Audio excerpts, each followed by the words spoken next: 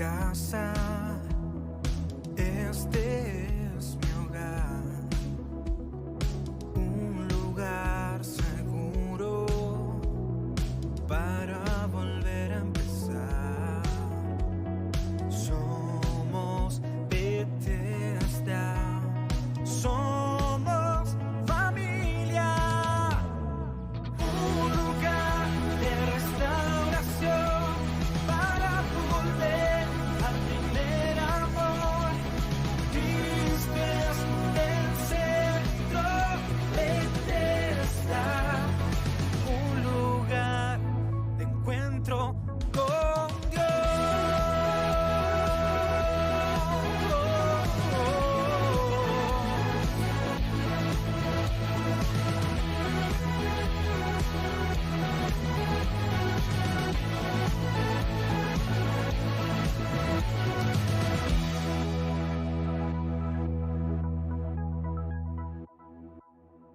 Nuevamente bienvenidos y bienvenidas a este tiempo especial. De verdad, hay algo, yo sé que todas las reuniones son especiales, ¿no? Y siempre el Señor se manifiesta de una manera multiforme en medio nuestro, pero cuando estamos en una fecha como esta, donde estamos celebrando la resurrección, inmediatamente somos transportados a esos 3 días que marcaron la historia para siempre.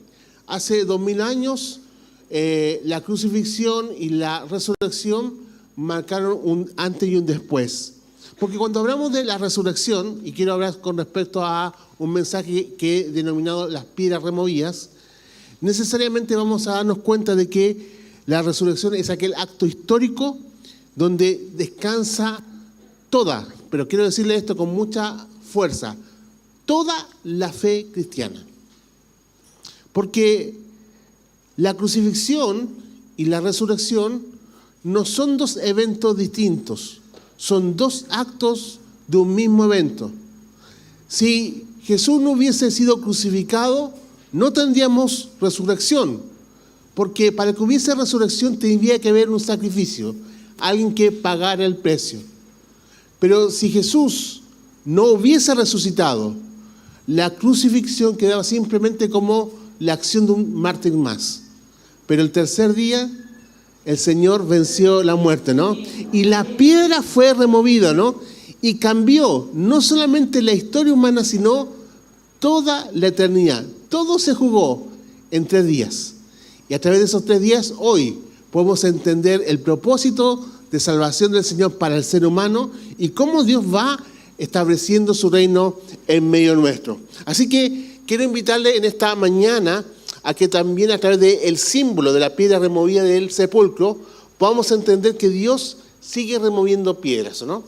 Porque el poder de la resurrección está presente hoy, ¿no? Cuando decimos que Jesucristo está vivo, que Él está actuando, no estamos mintiendo, no estamos diciendo una hipérbole.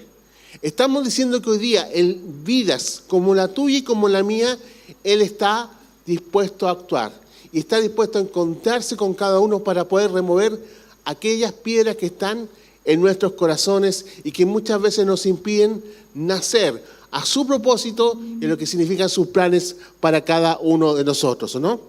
Ya decíamos, sin la crucifixión no tendríamos resurrección. Pero sin la crucifixión, sin la resurrección en este caso, la crucifixión quedaría reducida a una experiencia de la muerte de un mártir. Pero Jesús venció la muerte. Piedra removida.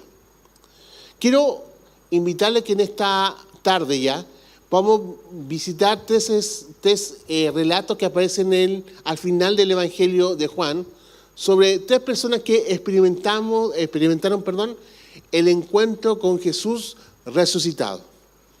Y hay algo que quiero señalarles ya a manera de introducción a este mensaje, es que cada vez que Jesús se reveló en su resurrección a cada una de estas personas, su vida nunca más fueron las mismas.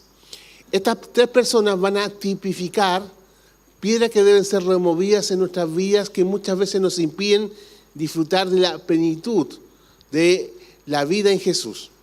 Y por tanto vamos a identificar a través de esas piedras ciertas características y ciertas cosas que son importantes, ciertos principios que nos van a llevar a cada uno de nosotros a vivir un encuentro con aquel que resucitó. ¿O no? Amén. Los noto muy entusiasmados, ¿ya? 3 días. Viernes, ¿qué pasó con Jesús? Fue crucificado. ¿Qué pasó el día sábado? ¿Qué pasó el día sábado? Estaba muerto, ¿no? Aunque la Biblia... Estaba muerto, gracias. Aunque parece que el Evangelio, o mejor dicho, las cartas universales dicen que Jesús descendió a los infiernos. ¿Qué significa eso? Le puede preguntar al pastor Iván porque yo no tengo idea. Pero finalmente el día domingo Él resucitó. Lo importante, soy muy empalteado. Cuando observamos la victoria de la resurrección, lo que vamos a observar es también la manifestación, en primer lugar, de cómo Dios cumplió su promesa. Todo nuevo pacto parte precisamente desde el acto fundante de la resurrección de Cristo. El sacrificio de Jesús fue refrendado y por tanto nos posibilitó a ti y a mí a vivir una experiencia nueva de vida en el encuentro con aquel que venció la muerte. Por tanto, si hoy día tú estás en una condición que te sientes alejado, que te sientes sin la capacidad de vivir plenamente, o estás marcado por un escenario de desesperanza, quiero decirte que viniste a un buen tiempo para encontrarte con aquel que vino a dar su vida en la cruz por ti, pero que también te puede hacer nacer a una nueva experiencia de vida. Quiero hablarte de 3 personajes que aparecen en Juan capítulo 20 y capítulo 21. María Magdalena, Tomás y Pedro. Y a través de estos 3 personajes vamos a descubrir cómo sus propias piedras fueron removidas para poder gozar no solamente un encuentro con Jesús, el resucitado, sino de una nueva experiencia de vida. Vamos a hablar del primer personaje, María de Magdala, María Magdalena. Paréntesis, para que no lo vuelva a repetir usted. María Magdalena nunca fue una prostituta. Hay una confusión. En siglos posteriores se intentó armonizar los evangelios y por alguna razón alguien presupuso que María Magdalena era una prostituta. Pero no es así. María de Magdala, que fue una mujer la cual el Señor liberó de 7 demonios, siguió a Jesús. Y fue una de estas mujeres fieles, porque hay algo que quiero decirle a todas las mujeres que están acá. Las que estuvieron hasta el final, en todo el proceso, fueron ustedes.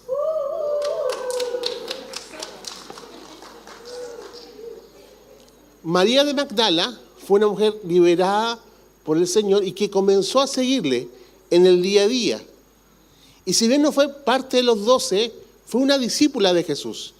Y no solamente eso, el Evangelio de Lucas nos dice que fueron las mujeres las que sostuvieron económicamente el ministerio de Jesús. Nuevamente un aplauso para ustedes, ¿no? Ahora, estos elementos son bien importantes. ¿Por qué? Entre esas mujeres estaba María de Magdala o María Magdalena. Porque en el tiempo de Jesús las mujeres no podían tener patrimonio, salvo honrosas excepciones. Como venía de una zona que era una zona de Galilea, lo más probable es que esta mujer fuera o soltera o fuera viuda. Pero nunca fue prostituta. Así que no la confundan, ¿ya? Porque si vamos a conocer a María Magdalena y nos va a decir, así que tú decías esto de mí, ¿no? Inventaste un testimonio falso. María Magdalena tuvo yo lo puedo decir, una experiencia maravillosa.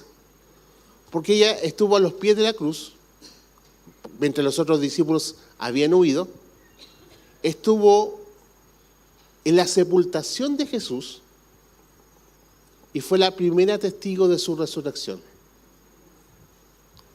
Nótese, estuvo a los pies de la cruz, escuchó las palabras de Jesús que dijo en la cruz, sus sentencias, vio su cuerpo siendo sepultado, ella participó en los rituales propios de la sepultación de una persona en aquella época, pero ella fue la primera testigo de su resurrección.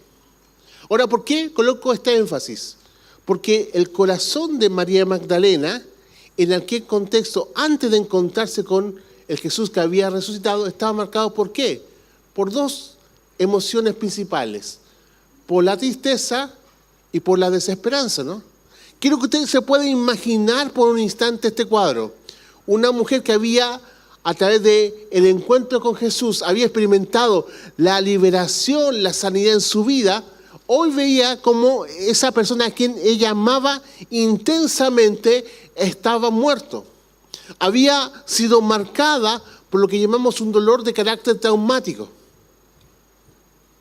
Ni ella, ni las mujeres que seguían a Jesús, ni los discípulos de Jesús estuvieron lo suficientemente preparados para alejarse de su maestro. Y quiero que ahora podamos ver en este pasaje el por qué María se siente tan triste.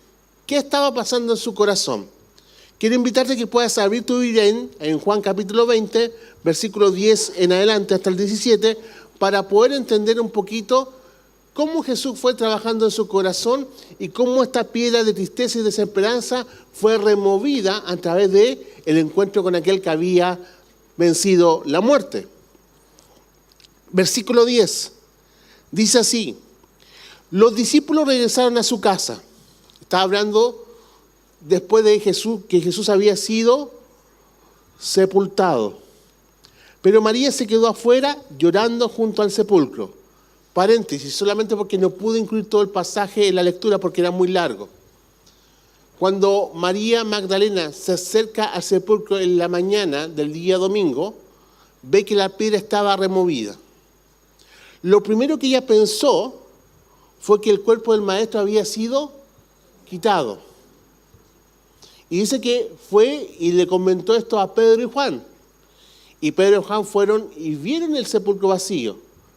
Y no podían entender lo que estaba sucediendo. Ese es el contexto. Volvamos a la lectura. Dice así: los discípulos regresaron a su casa después de encontrar la tumba vacía.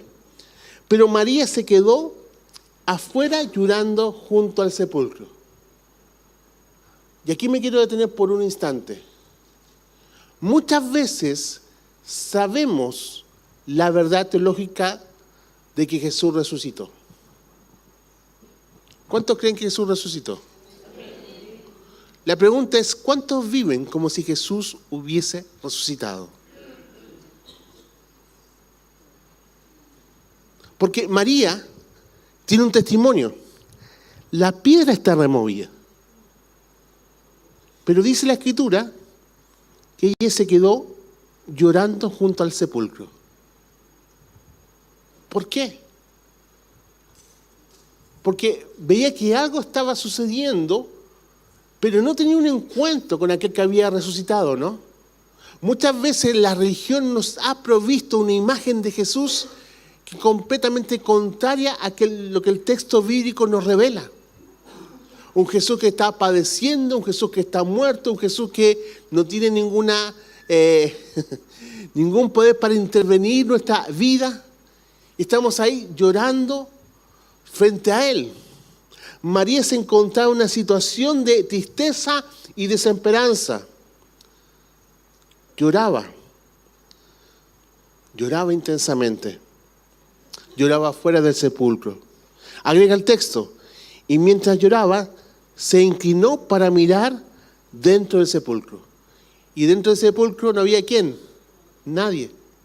Por tanto, a veces nosotros podemos tener una concepción con respecto a una verdad teológica, pero esta verdad teológica no se encarna en lo que significa nuestra propia vida, en términos de entender la realidad en la cual vivimos. Yo no sé si a usted le pasa,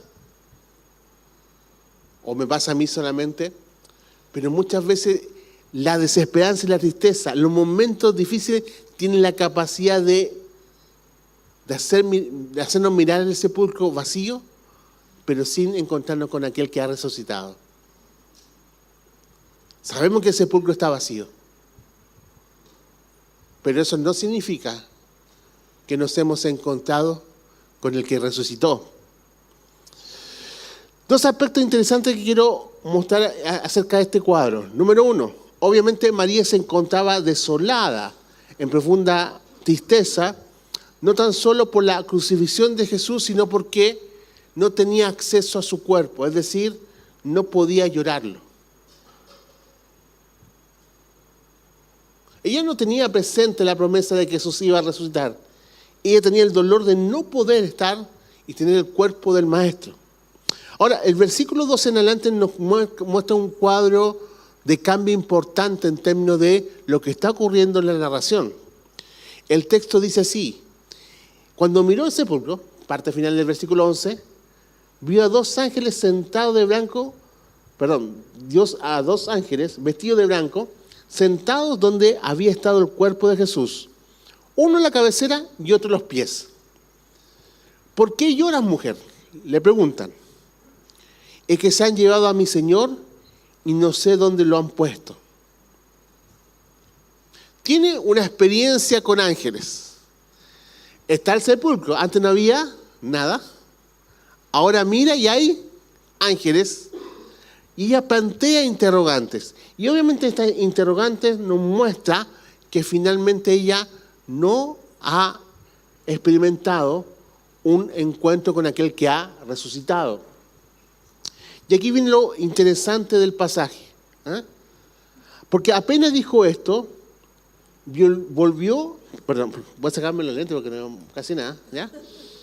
Volvió la mirada y allí vio a Jesús de pie, aunque no sabía que era Él. Y me quiero detener en esta expresión. ¿Cuánto tiempo había estado Jesús con María? O viceversa.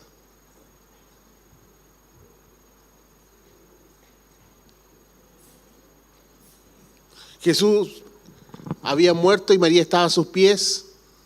María había participado de los rituales de la sepultación del cuerpo de Jesús. Jesús se le aparece ahí, pero no le reconoce. Y aquí quiero detenerme con respecto a esta piedra que está metida en nuestro corazón. Porque la tristeza y la desesperanza nos nublan tanto que nos impiden ver la grandeza del Jesús que ha resucitado. Tiene la capacidad de nublarnos, así como yo estoy nublado con mis lentes hoy día, que tengo que ver unos bifocales, multifocales, no sé qué cosa. La edad nos nubla la mirada. Estamos viendo los escenarios de una perspectiva absolutamente distinta. Donde hay una piedra y un sepulcro vacío, nosotros decimos que hay pérdida porque no encontramos lo que atesorábamos en nuestro corazón. Pero en ese sepulcro vacío encontramos ángeles y encontramos a Jesús, pero no logramos reconocerle.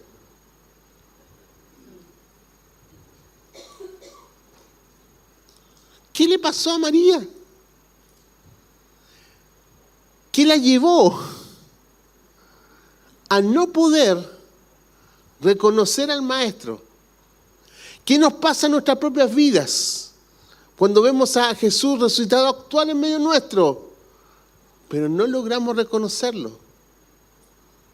Vemos el accionar de Dios a favor nuestro, pero no reconocemos su actuar. Vemos el sepulcro vacío, y a veces con los ángeles adentro, y con Jesús ahí, pero no logramos diferenciarlos.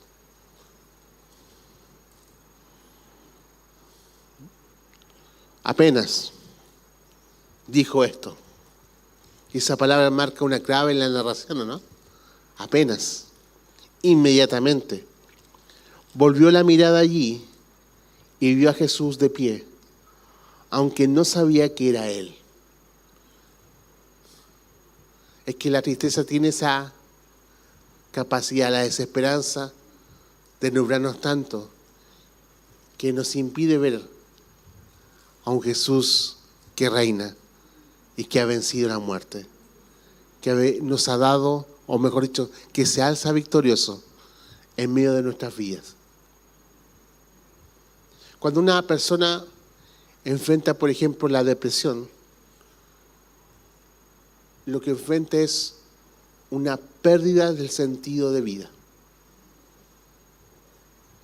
Yo no soy psicólogo y no quiero, obviamente, asumir roles que no me corresponden en términos de disciplina, pero cuando una persona habla conmigo y está enfrentando una depresión, de una manera muy burda lo puedo explicar, lo que pierde es perdido el sentido de vida. ¿Para qué estoy en este mundo?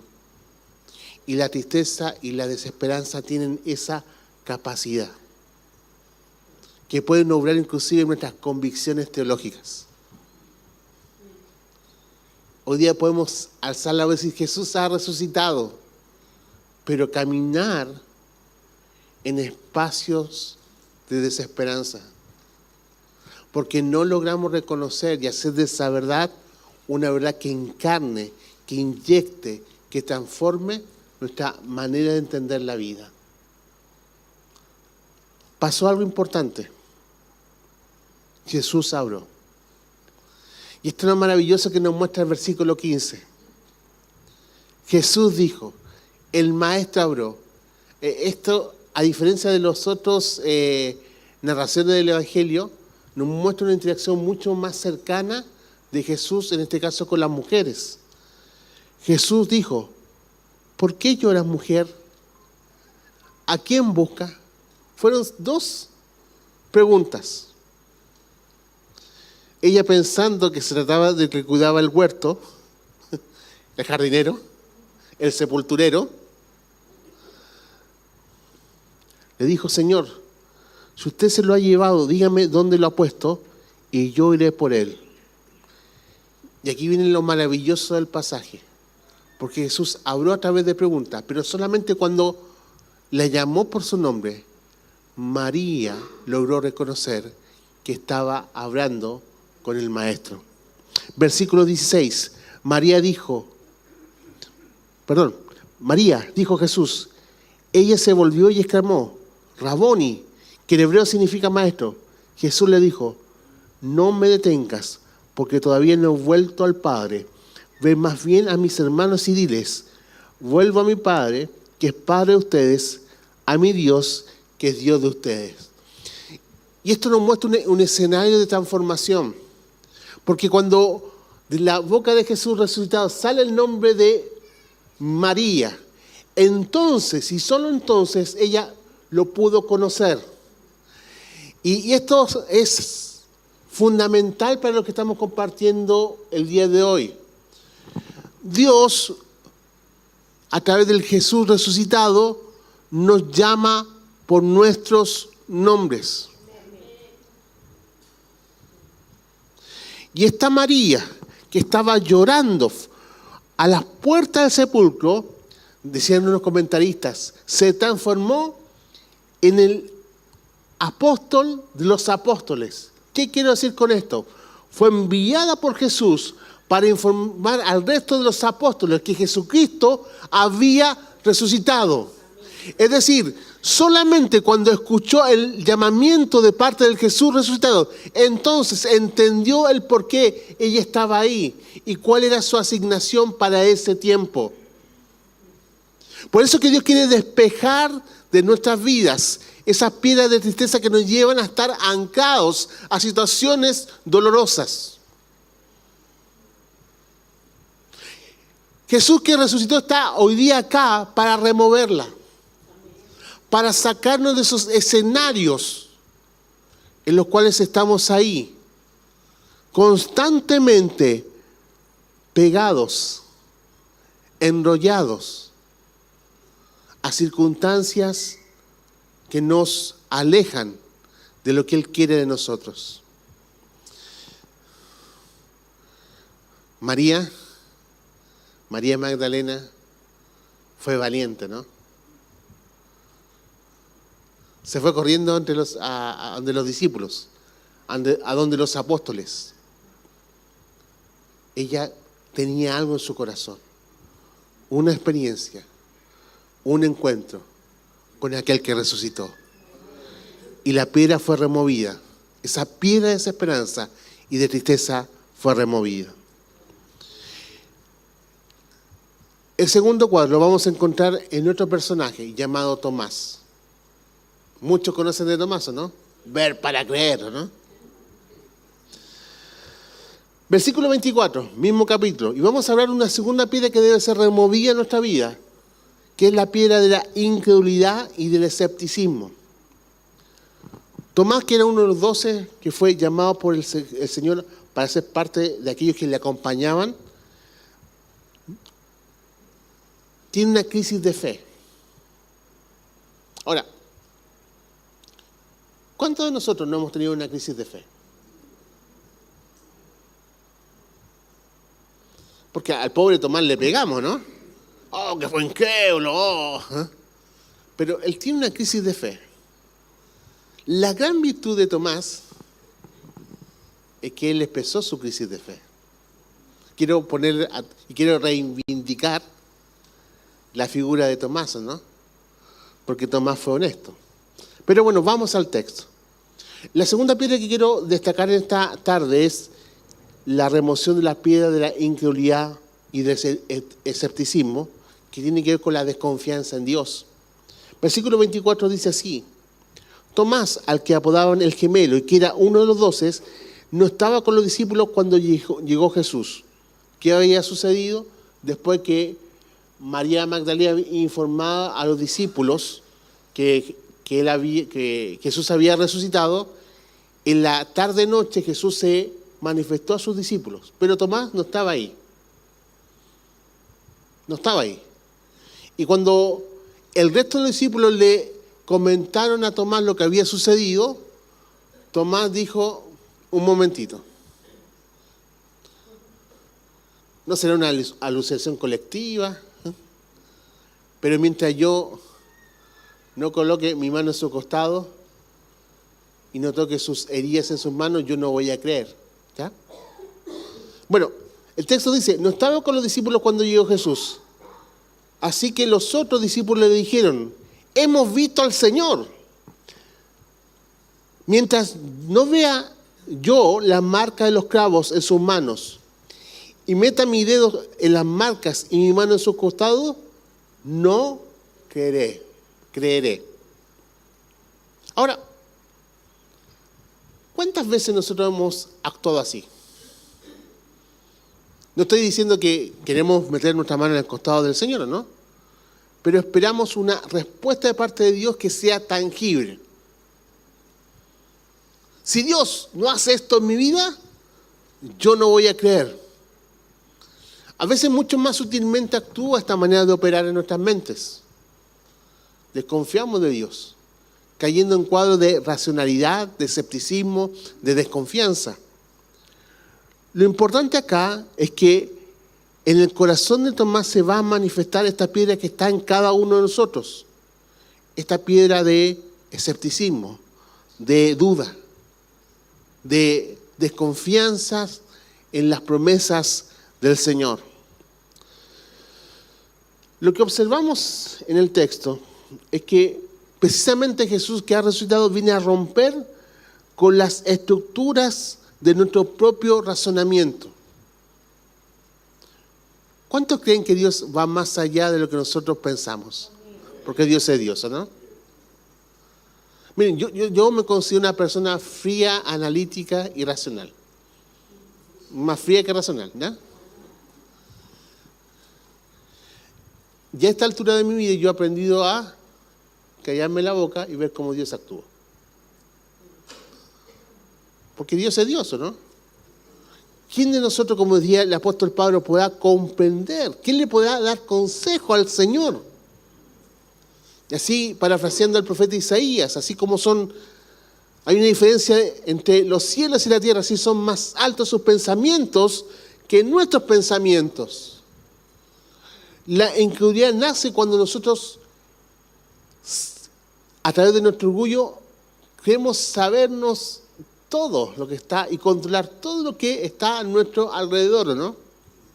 Pero cuando Dios nos muestra cosas que no podemos controlar,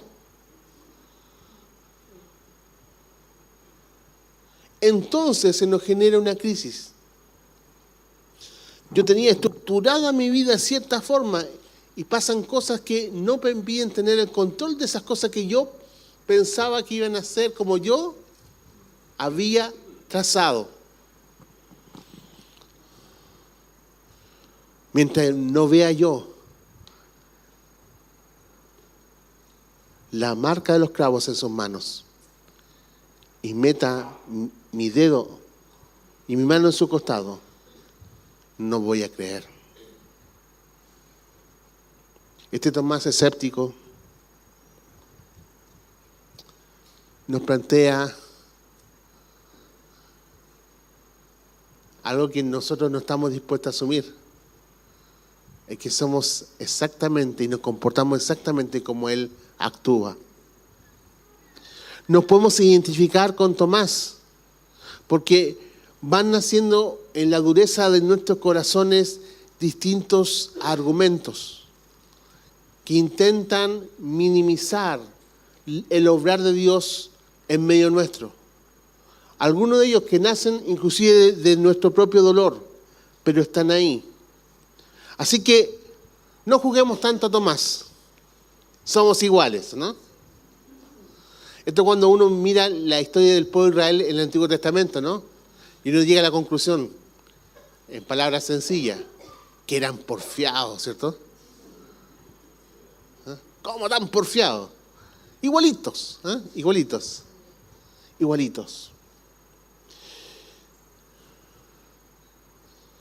El versículo 26 nos dice que pasó una semana.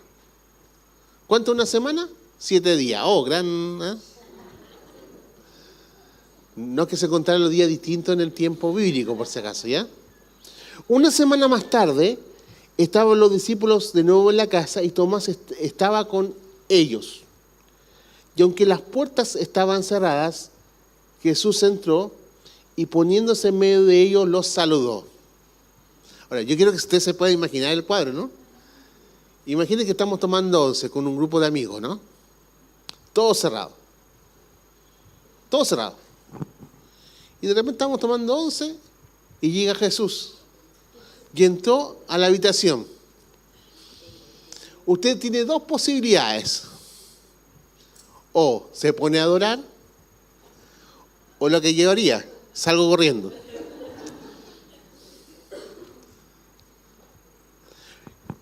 No me pregunte, pero Jesús entró. Jesús tenía un cuerpo físico. La resurrección de Cristo no es una resurrección espiritual, no que fue un fantasma, no, tenía un cuerpo físico. Según la Biblia, un cuerpo incorruptible, ¿no? Que desafiaba las normas físicas. ¿Cómo es? No tengo idea. ¿Lo vamos a conocer cuándo? Cuando resucitemos con Él, ¿no? Paréntesis. Hay un hereje, porque este sí hereje, que decía lo siguiente. Se llama Dominic Crossan, es parte del seminario de Jesús. Y él dijo esto en una conferencia, y se lo quiero compartir con ustedes. La gran novedad del cristianismo no fue anunciar que Jesús haya resucitado. La gran novedad del cristianismo, que era diferenciador de todo lo que aparecía en la mitología griega del mundo antiguo, era que los creyentes iban a resucitar con Él.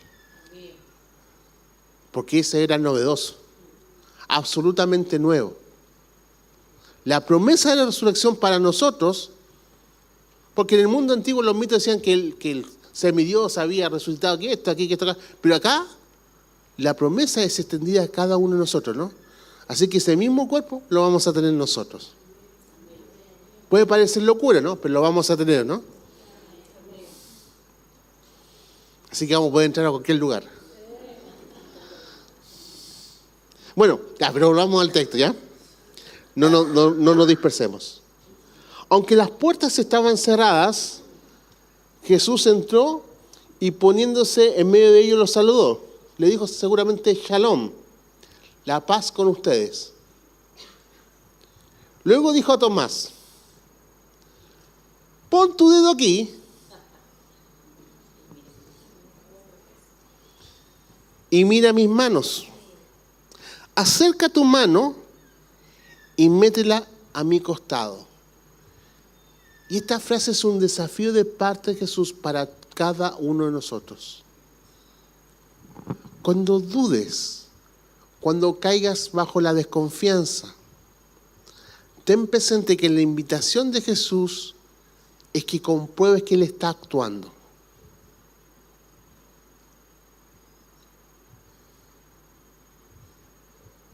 El sacrificio de Jesús, su muerte en la cruz, no es una metáfora, no es un elemento hermoso que nosotros contemplamos una vez al año en medio de un culto para poder tener contemplación de esto.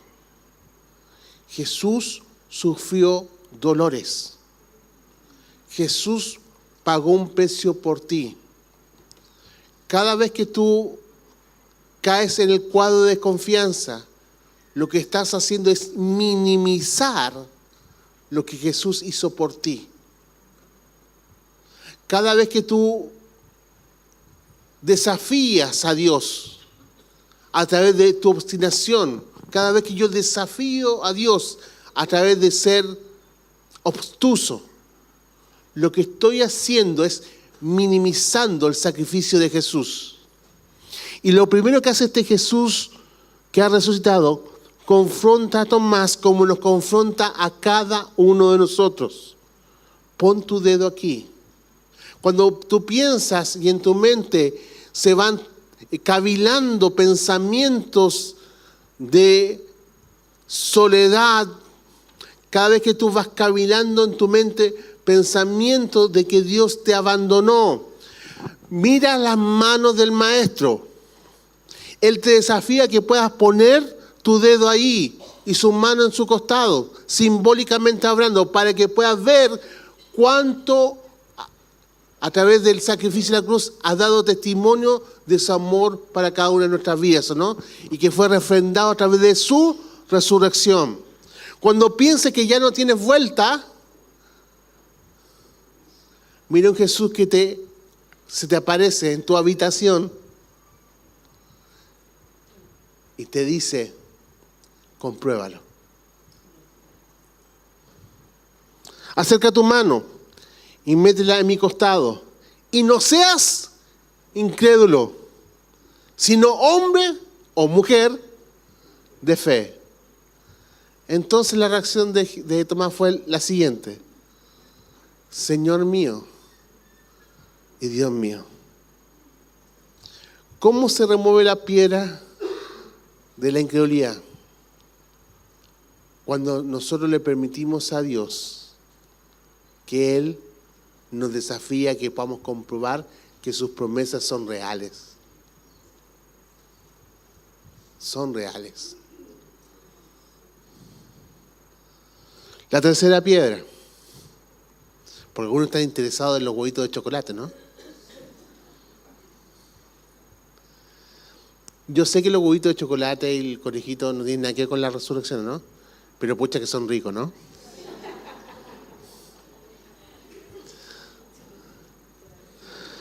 Ya, no, pero no, eso fue un comentario oreja de la predicación, ya, pero no importa, ¿no?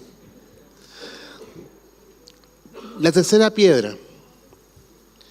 Ya hablamos acerca de la piedra de la tristeza y la desesperanza, la piedra de la incredulidad y el escepticismo. La tercera piedra tiene que ver con la figura de Pedro y es la piedra del fracaso y la frustración. Porque en el caso de María de Magdala, en el caso de Tomás, esa piedra tiene que ver con eventos que venían desde afuera. Jesús había muerto. Pero en el caso de Pedro, tenían que ver con definiciones que él había tomado, ¿no? No es necesario, porque ya creo que el pobre Pedro ha sido vilipendiado hasta lo sumo con respecto a su proceder cuando él negó al Maestro.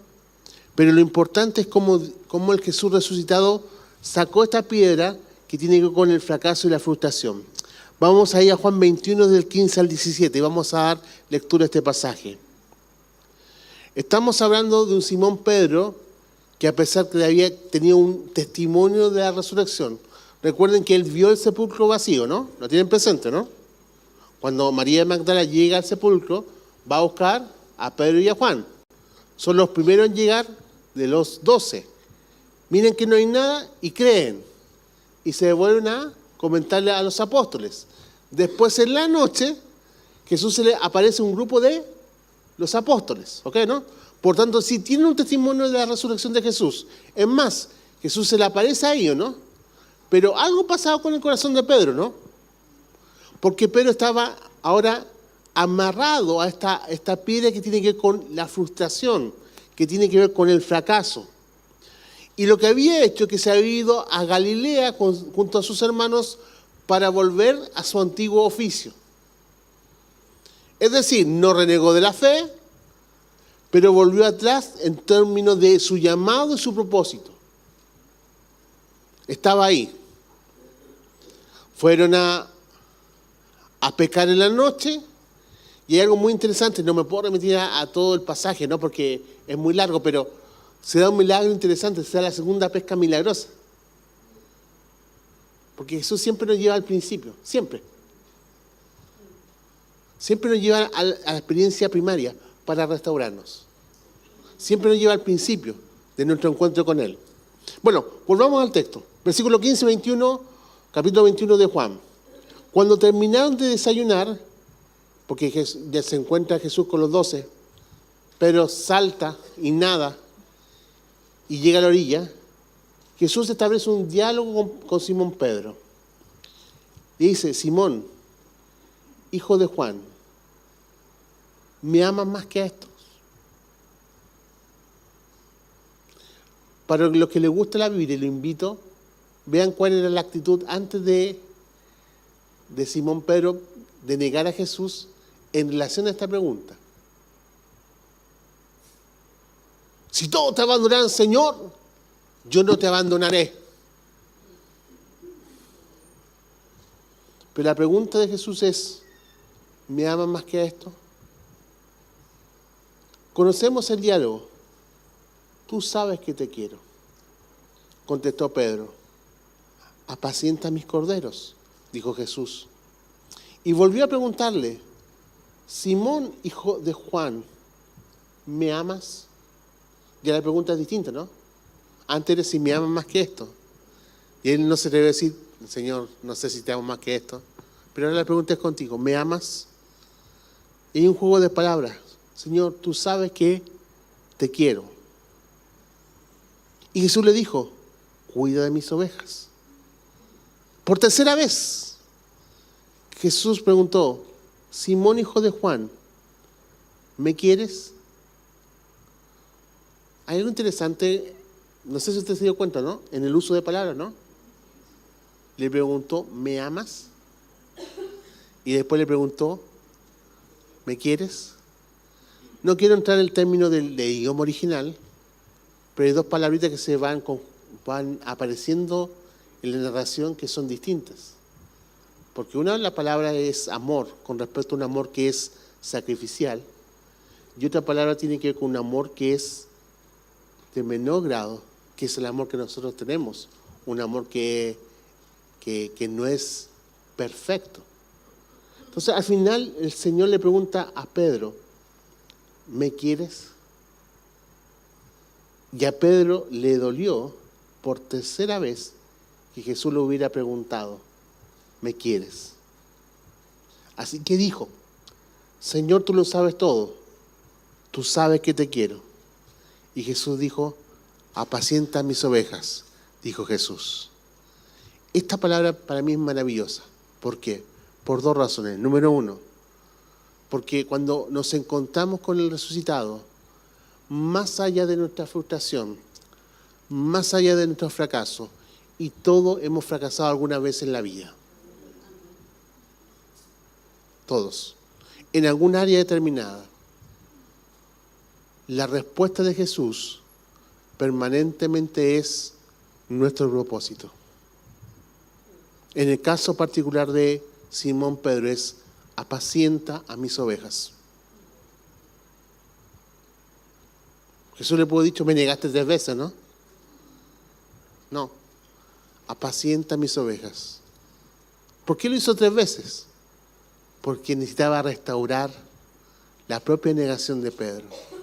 Pero la negación de Pedro tiene una raíz más profunda. No solamente el gran pecado de Pedro no fue haberle negado a Jesús, sino que el gran pecado de Pedro fue haberse sostenido en su orgullo para seguir a Jesús.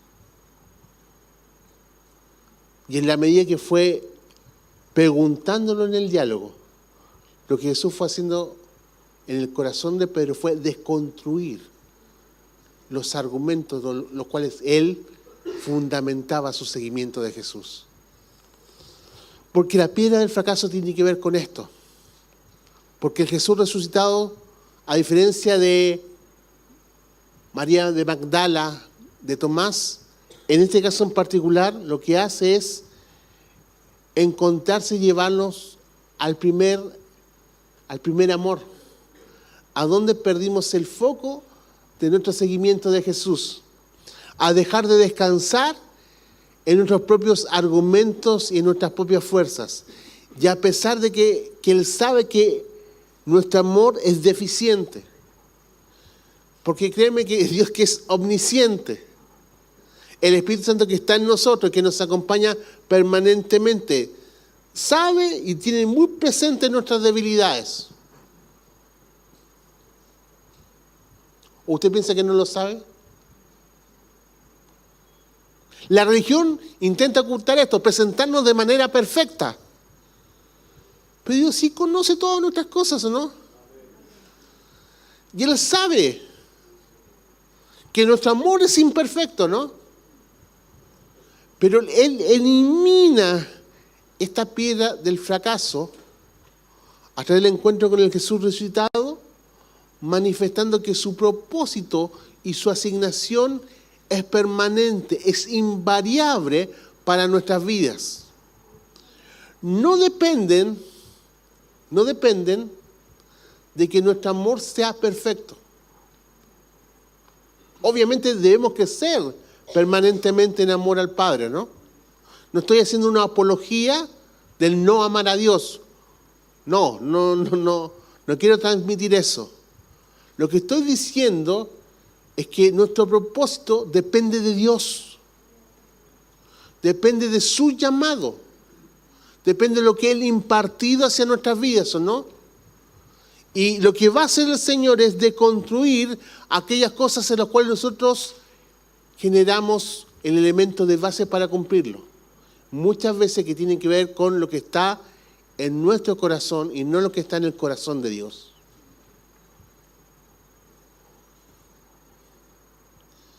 Cuando fracasamos,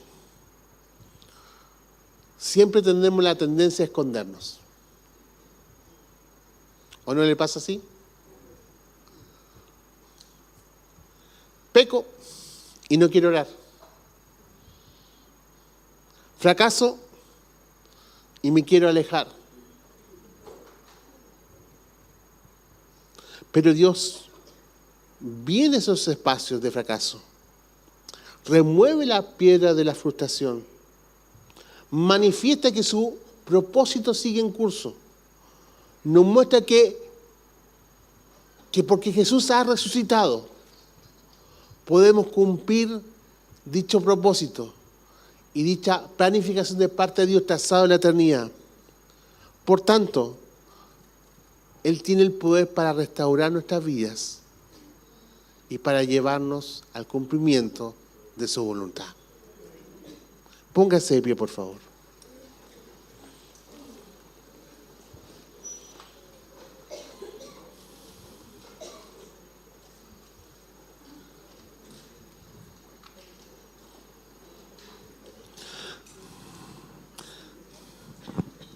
Míreme un segundo, no porque sea lindo, porque no lo soy, salvo para mi esposa, eso espero.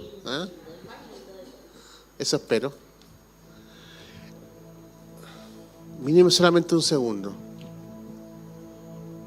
Podríamos llegar a este servicio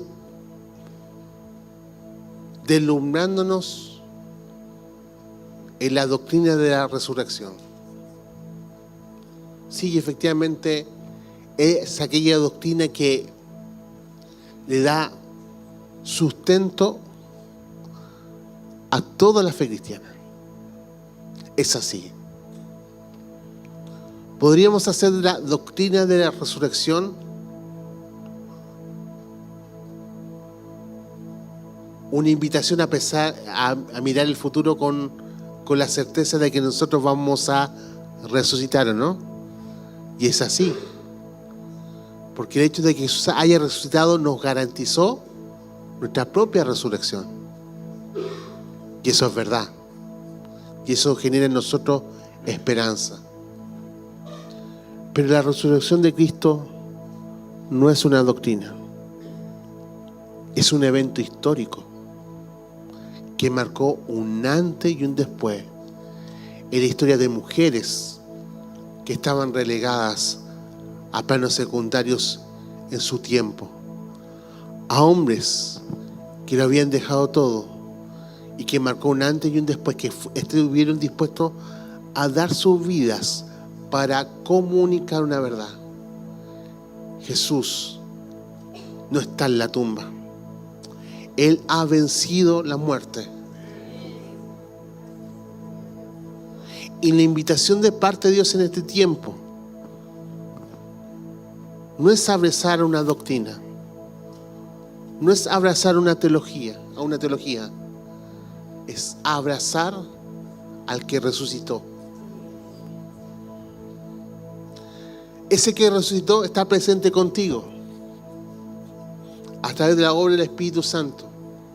Está presente en tu vida, está presente en tu toma de definiciones, está presente en los tiempos difíciles, está presente cuando estás frente al sepulcro vacío, está presente cuando estás lleno de dudas y de contradicciones, está presente en medio de los tiempos de fracaso. El Señor resucitado no solamente está sentado en un trono alto y sublime a la diestra de Dios Padre, está presente en la realidad de tu propia vida y de mi vida. Es el poder de la resurrección de Cristo la que nos hace más que vencedores. Es ese poder la que remueve nuestras propias piedras. ¿Cuál es tu piedra en este tiempo? ¿Cuál es esa piedra que se debe ser removida para que tú puedas salir de la propia tumba en la cual te encuentras? ¿Cuál es esa piedra que Dios debe remover el día de hoy? Porque el Espíritu Santo, que es el Espíritu que actuó en la resurrección, está en medio nuestro. Cierra tus ojos por un instante. Y quiero hacer una invitación especial. En primer lugar, para que Jesús venga a remover tu propia piedra. Todos aquellos que digan: Señor, yo necesito de ti en este día. Y necesito que esta piedra en mi vida sea removida. Levanta tus manos solamente para poder orar junto contigo.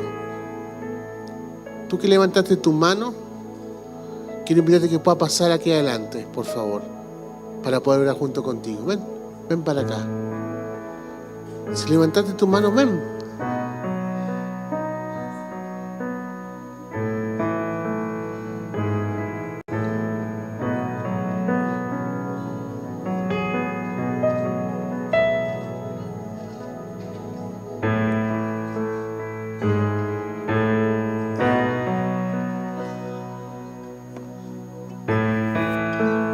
No veo mucho, casi nada, pero simplemente invitarte. Hay algunos que van a encontrarse con Jesús por primera vez. Hay otros cuyas piedras van a ser removidas a través del poder de la resurrección del Señor. Que ninguna persona esté solito en este instante.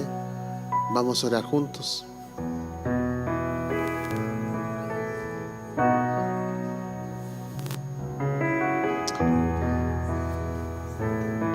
Que nadie esté sola o solo.